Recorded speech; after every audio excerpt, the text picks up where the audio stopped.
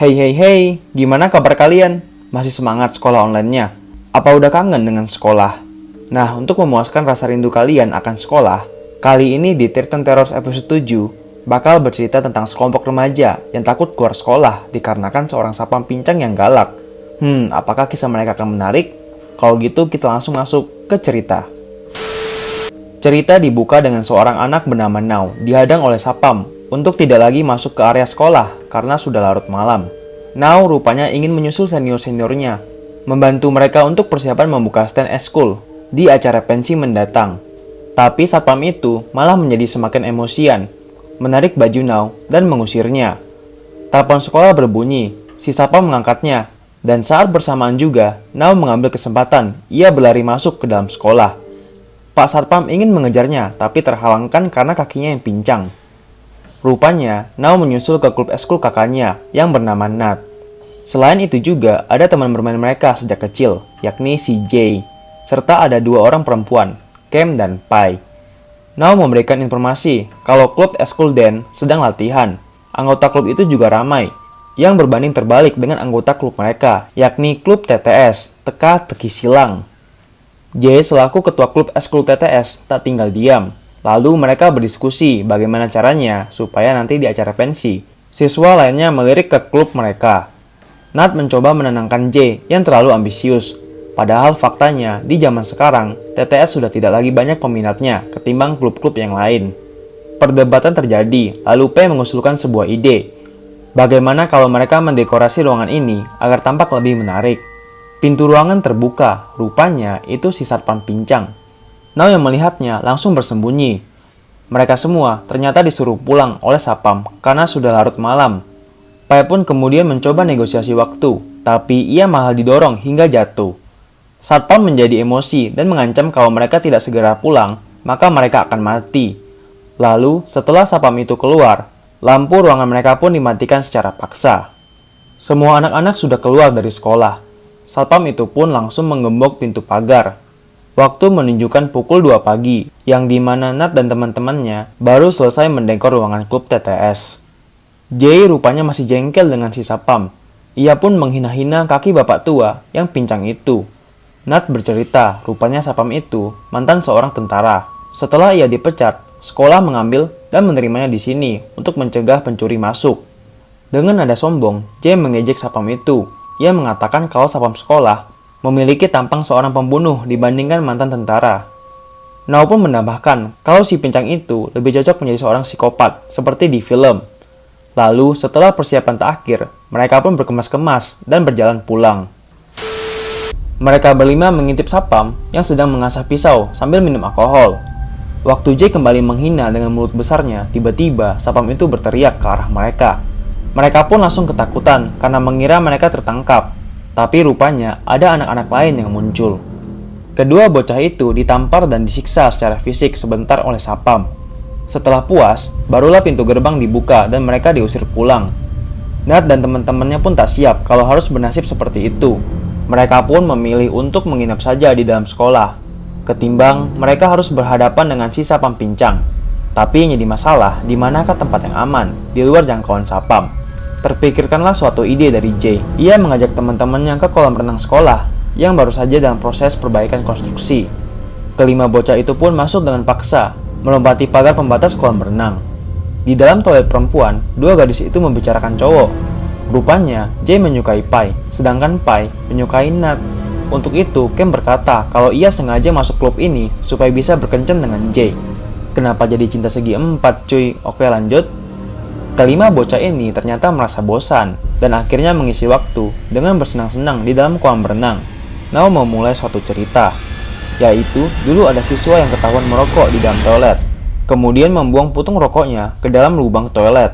Tapi si sapam menyuruhnya mengambil kembali dan memaksa untuk memakan putung rokok itu. Jay pun menyambung pembicaraan. Kalau dulu juga sapam itu mendapati sepasang kekasih yang berbuat mesum di sekolah. Lalu mereka pun kabur dan sapam mengejar mereka hingga terjatuh, di mana itulah yang membuat kaki Pak Sapam menjadi pincang. Situasi mulai agak menyeramkan sewaktu mereka bercerita tentang sapam. Lalu, Jay pun ingin mencairkan suasana dengan berlagak melompat dari tiang-tiang konstruksi kolam renang itu. Tapi tanpa mereka sadari, di atas tiang itu ada mesin selang yang terbuat dari besi. Posisi benda itu tepat berada di atas kepala Jay. Teman-teman yang melihat Jay menyuruhnya berhenti, sebab ini agak berlebihan dan bahaya. Sesaat Jay ingin melompat, tiba-tiba Now datang dan menggoyangkan tiang yang membuat mesin itu juga bergetar. Seakan bahaya belum sampai situ, dari dasar kolam rupanya ada banyak paku yang berdiri tegap, siap menancap ke siapapun yang datang. Lalu dalam hitungan 3, Jay pun melompat bebas. Teman-temannya cuma bisa melihat kenapa Jay tak kunjung keluar, dan Jay selamat. Ternyata kakinya berada dekat sekali dengan paku-paku itu.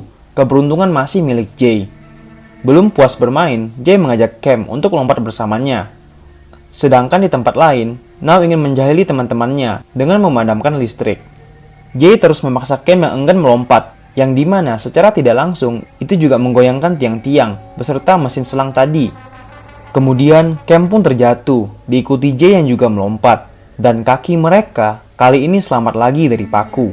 Tapi tiba-tiba mesin selang dari atas jatuh menghadap kepada Cam, dan listrik mendadak padam. Beruntungnya mesin selang itu jatuh di tepi kolam, yang nyaris saja membunuh Cam. Saat bersamaan pula, Sapam tiba-tiba datang, membuat para bocah ketakutan dan langsung berlarian keluar dari kolam. Mereka bersembunyi dalam loker suatu ruangan, tapi sialnya, Sapam menemukan ruangan itu dan berhasil mendapatkan Cam yang bersembunyi sendiri di lemari berbeda dengan teman lainnya. Lalu, ketiga bocah lainnya memutuskan untuk kembali ke kolam renang dengan harapan mereka menemukan Cam dan Now yang sejak tadi menghilang. Waktu di depan pagar, mereka sangat kaget karena menemukan Sapam yang sudah menjadi mayat tertimpa tiang-tiang konstruksi. Keadaan sangat membingungkan. Kalau Pak Sapam sudah meninggal sejak tadi, lalu orang yang tadi menculik Cam itu siapa? Tanya mereka bingung. Pai yang ketakutan otomatis berlari menuju pintu gerbang. Ia ingin pergi. Jay pun setuju dengan niat Pai. Ia juga menyarankan agar mencari yang lain di pagi hari nanti. Tapi Nat tetap bersikeras untuk mencari Now juga Cam yang belum diketahui keberadaannya.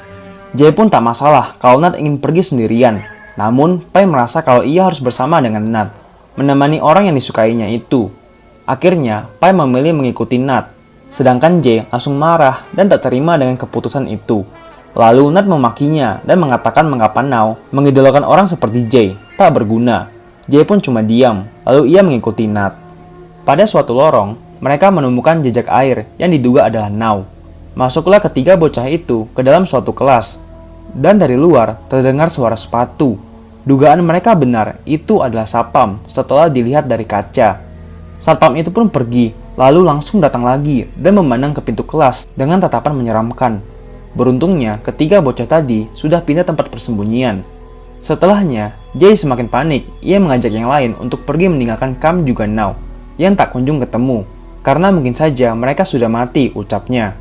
Nat pun tak terima dengan perkataan Jay, yang langsung membangkitkan emosinya, lalu mereka berdua bertengkar. Akhirnya Jay berpisah dan ingin pulang sendirian, sedangkan Nat dan Pai kembali mencari Now juga Cam. Ketika berjalan di tangga, Jay mendengar suara tangisan wanita yang berasal di ujung lorong. Jay pun langsung paham kalau itu suara tangisan Cam. Dengan pelan, Jay pun mendekat. Tangannya mencoba meraih Cam, dan tiba-tiba ia dihentikan oleh genggaman tangan Pak Satpam.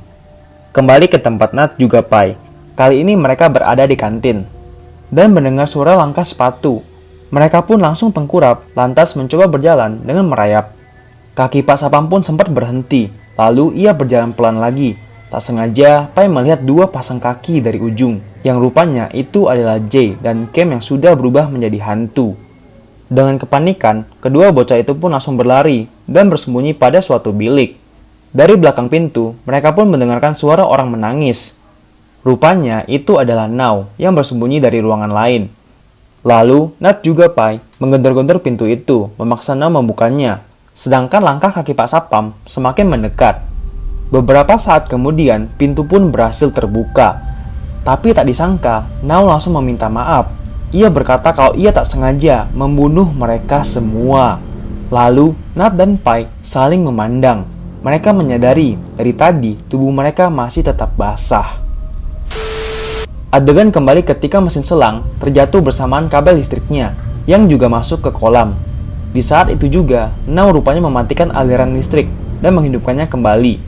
Setelahnya, Now mendengar suara dan ia langsung berlari ke kolam renang. Di sana sudah terapung keempat mayat teman-temannya. Mereka semua meninggal kesetrum. Seketika itu juga, Sapam sampai di kolam renang dan melihat kejadian.